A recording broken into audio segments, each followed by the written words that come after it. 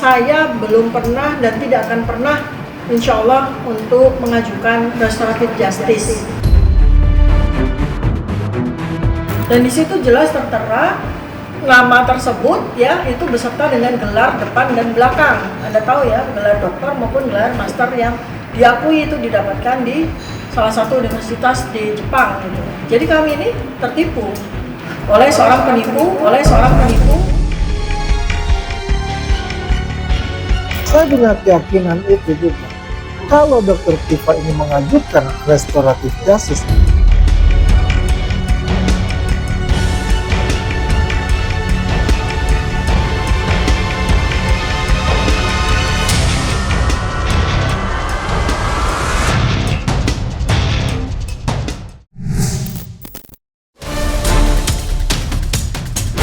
Tersangka kasus dugaan ijazah palsu mantan Presiden Joko Widodo, Tifauzia Tyasuma, atau yang selama ini lebih dikenal Dr. Tifa, baru-baru ini membuat pengakuan yang cukup mengejutkan dalam konferensi persnya.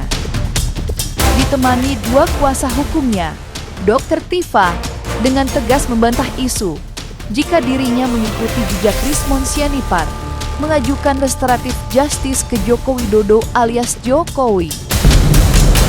Pernyataan tegas Dr. Tifa sekaligus memberikan jawaban jika dirinya masih berdiri kokoh di samping Roy Suryo yang tetap pada keyakinannya meragukan keaslian ijazah Jokowi. Dr. Tifa juga membantah dirinya menerima dana dari donatur senilai 50 miliar rupiah untuk menggoyang Jokowi melalui isu ijazah palsu. Klarifikasi atas berkembangnya isu hoax yang sangat viral terkait dengan hoax yang menyatakan bahwa Dr. Tifa sedang atau berupaya untuk melakukan restoratif justice ke Solo gitu ya. Dan isu ini betul-betul tentu saja sangat merugikan saya. Tapi ini pasti kita pengen berikan ekspresi mengedepankan estetika kan dokter sampaikan. jelas tadi mendengarkan. Maka saya juga perlu sampaikan poin-poin ya, terutama terkait dengan validitas dari buku Jokowi White Paper ya. Ini yang pada waktu itu kami bertiga sama-sama melakukan penelitian dan kemudian hasil penelitian kami bukukan bersama dalam buku Jokowi White Paper ya. Kemudian yang berikutnya lagi adalah tentang isu 50 miliar. Itu juga sangat penting untuk kita klarifikasi sehingga semua masyarakat Indonesia tidak termakan oleh berbagai macam isu-isu yang merugikan saya secara pribadi. Sekali lagi sebagai penegasan bahwa saya belum pernah dan tidak akan pernah insya Allah untuk mengajukan restoratif justice kepada siapapun, karena yang terjadi pada saya selama kurang lebih 1 tahun ini adalah kriminalisasi atas karya ilmiah, atas pekerjaan saya sebagai peneliti. Berembusnya kabar jika Dr. Tifa memutuskan mengikuti jejak Rismon Sianipar yang mengajukan restoratif justice tidak lepas dari narasi-narasi yang disuarakan para relawan Jokowi. Bersamaan dengan munculnya kabar tersebut, Dr. Tifa mengungkap jika dirinya sempat ditawari restoratif justice sebelum rekannya, yakni Rismon, sepakat berdamai dengan Jokowi. Bahkan, tawaran damai itu dilayangkan langsung oleh orang terdekat Jokowi. Tidak sekali, ajakan berdamai dilayangkan Ring 1 Jokowi pada Dr. Tifa, tetapi berulang kali hingga memintanya bertemu untuk membicarakan kemungkinan adanya perdamaian dengan Jokowi. Fakta tersebut diungkap langsung oleh Dr. Tifa dan kuasa hukumnya, Al-Katiri, dalam konferensi persnya baru-baru ini. Jadi pada hari Kamis tanggal 29 Januari 2026, di mana itu adalah hari saya wajib lapor, saya bersama beberapa PH saya termasuk Bang Ramdansyah itu ada di ruang pemeriksaan Polda untuk kami menanti giliran untuk wajib lapor. Nah, pada waktu kami sedang duduk di lobi ruang pemeriksaan tersebut, ada 2 orang ya, kita sebut termo atau bukan? Inisial. Pokoknya termula gitu ya. Ada 2 orang ya berinisial AA dan FA ya, itu yang mondar-mandir di ruangan tersebut. Nah singkat cerita kemudian kami sapa, nah kalian ngapain kok mondar-mandir seperti itu. Langsung kemudian mereka sampaikan kepada saya, ayolah dok, Dr. Tifa nih yang belum ke Solo untuk RJ, ayolah dok gitu ya, kurang lebih seperti itu. Ayolah dok mau RJ dong gitu. Ingat ya baik-baik teman-teman ya, itu tanggal 29 Januari 2026. Dan 2 orang tersebut menyatakan salah satu kawan kami dengan inisial RHS itu sudah tanda tangan untuk RJ. Ya. Nah di situ karena waktu itu memang belum ada gelagat ataupun tanda dan gejala ke arah RJ atau masuk angin begitu ya, saya abaikan saja gitu ya. Saya menganggap bahwa peristiwa itu tidak ada. Tapi ternyata tanggal 2 Maret 2026 ya, seseorang yang disebut oleh 2 orang ya, AA dan FA itu ternyata betul-betul melakukan RJ ya, tanpa kami berdua ya, baik saya maupun Mas Roy Suryo sama sekali tidak diberikan informasi. Bahkan tidak ada satupun ya dari tim PH kami ya, selain dari ternyata ada tim PH yang membelot begitu ya. Dan ternyata itulah yang menjadi tim bagi RHS ini untuk ke Solo dan yang lain-lain. Nah, ternyata persoalan RJ itu berlanjut. Jadi tawaran RJ itu tidak hanya kepada saya tapi juga kepada para tersangka yang lain, sisa yang 4 yang lain. Dan khusus untuk saya terjadi lagi ada approach ya, pendekatan yang sangat masif terkait dengan restoratif justice, terkait dengan RJ ya. Jadi oleh koordinator dari PH saya yaitu Pak Abdullah Al-Katiri. Mungkin Pak Al-Katiri bisa memberikan penjelasan ya bagaimana Termul ini mendekati kita untuk RJ ya. Memang beberapa hari yang lalu saya dihubungi oleh salah satu circle-nya Jokowi, circle ya bisa dikatakan circle 1 ya. Bukan Termul ya? Circle aja ya? Boleh lah.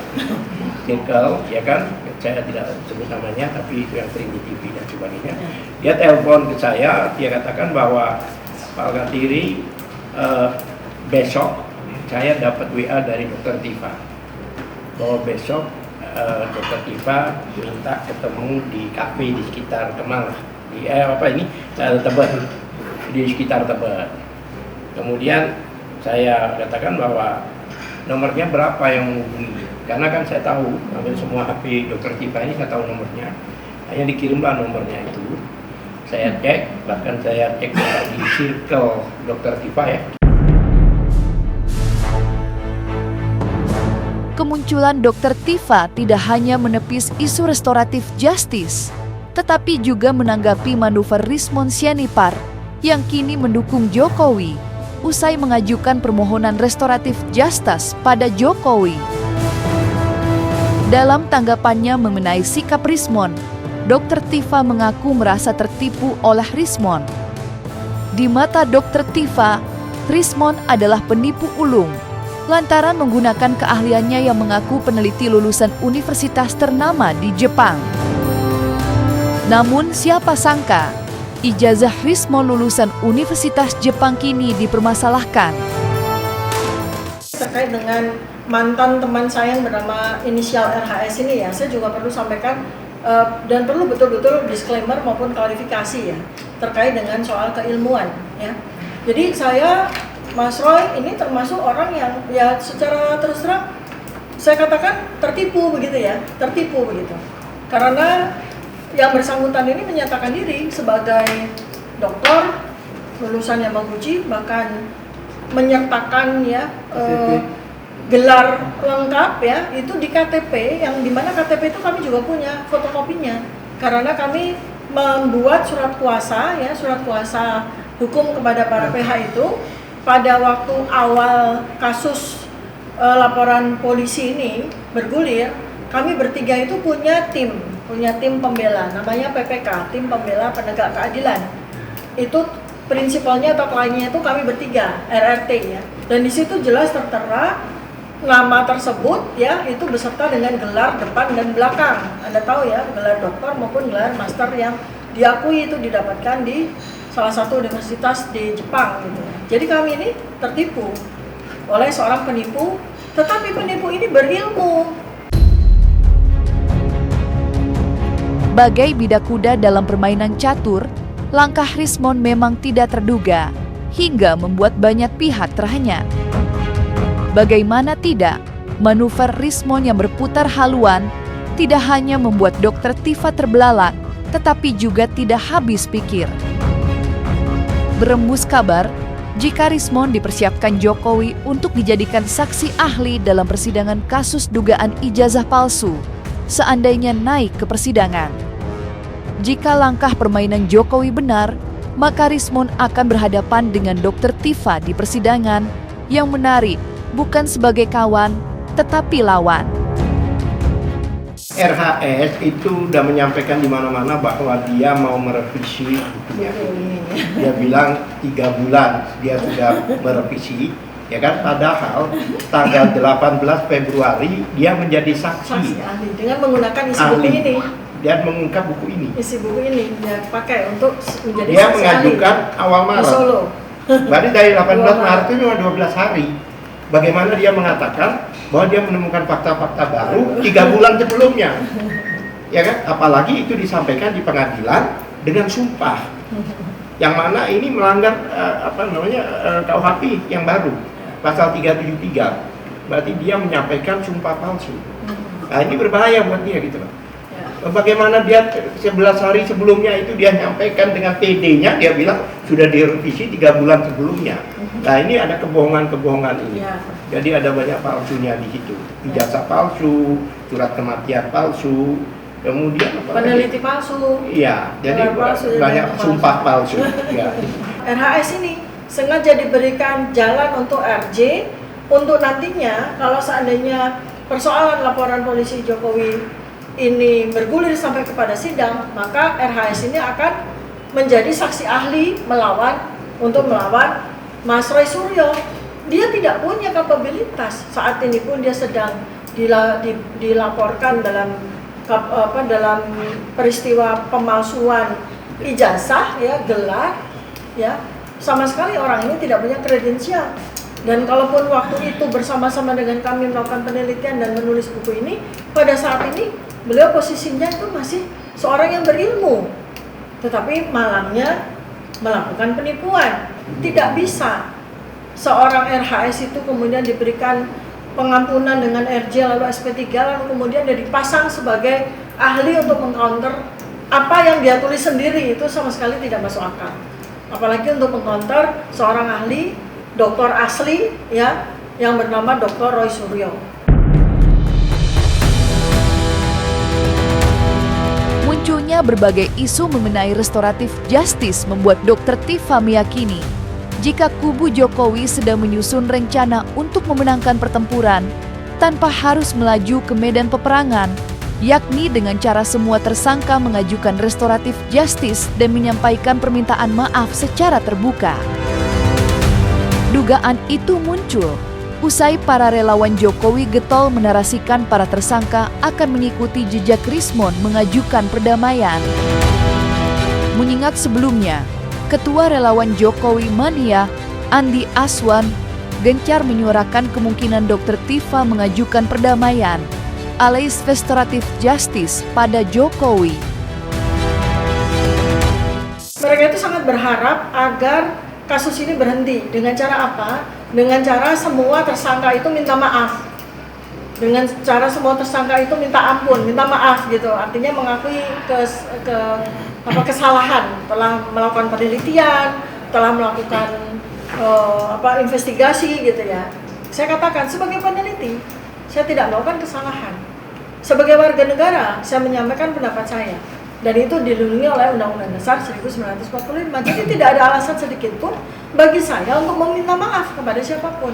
Mengenai Dr. Tifa, karena kalau kita melihat case dari Dr. Tifa ini, yang juga barisan terdepan dari teroris ini, ya, bagaimana sepak terjangnya selama ini yang cukup luar biasa dan cukup keras. Apakah dia akan mengajukan restoratif justice ke Pak Jokowi. Nah, ini big question juga. Karena kita melihat Dr. Tifa ini semenjak Rismon mengajukan restoratif justice, tiba-tiba dia menghilang dari medsos, menghilang dari media mainstream yang biasanya itu akan muncul. Dan saya ingat waktu di catatan demokrasi, salah satu bicaranya mestinya itu adalah Dr. Tifa itu. Akhirnya diganti oleh salah satu dari penasihat hukumnya, yaitu Bang Petrus Celestinus. Ya. Jadi menimbulkan suatu pertanyaan yang cukup membuat orang penasaran. Karena kalau kita flashback ketika Rismon mengajukan RJ, itu juga melakukan hal yang sama. Sekali lagi saya klarifikasi bahwa itu tidak betul ya. Iya. Betul. Tapi beberapa kali kita di KAI News dan sebagainya kan bertemu dengan mereka, kami juga di-approve oleh mereka, udahlah ke Solo aja lah begini. Tidak pernah kita diundang sebenarnya. Kita diundang. Bukannya kita diundang untuk ke Solo. Jadi waktu tanggal Jadi bukannya 29 kita berinisiatif, waktu nggak ada. tanggal 29 Januari 2026 itu, ayolah dokter ditunggu di Solo. Dari teroris ini, kalau Rismon keluar dan diterima RJ dan SP3, tapi dia masih menghadapi dilematis yaitu tentang kriminalnya, kasus kriminalnya itu. Tapi bagaimana dengan Tifa? Kalau Dr. Tifa ini dia mengajukan RJ, kemudian diterima RJ-nya oleh Pak Jokowi dan juga teman-teman yang lain, maka dia akan bebas seperti siapa? Egy Sujana dengan SP3 karena tidak mempunyai laporan kepolisian dari pihak-pihak yang lain.